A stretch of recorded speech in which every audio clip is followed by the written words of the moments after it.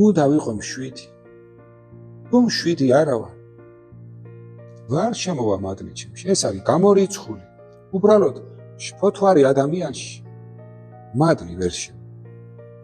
უნდა ვიყო კეთილი. თუ ჩემს თავზე ვარ ორიენტირებული, ეგოისტი ვარ, მომხვეჭველი ვარ, ჩემში მადლი ვერ შემოვა. უნდა ვიყო მსრულველი სხვა ადამიანის მიმართ. არავის მიმართ არ უნდა მქონდეს აგრესია. არავინ არ უნდა მძულდეს. არავის მიმართ არ უნდა მქონდეს სისხლისა და სიძულვილის დამოკიდებულება.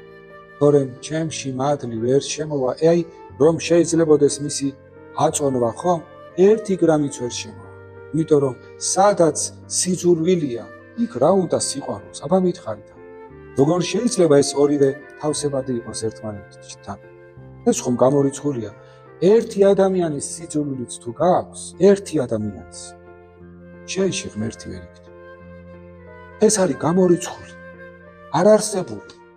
იმიტომ რომ ის სიძულვილი იმდენად მოიცავს ჩვენ შინაგან სამყაროს, აი ამ ძალიან ნეგატიური ენერგიით იმდენად ავსებს, რომ იქ ადგილი არ დარჩება სიყვარულის ენერგიას, საღვთო მადლს.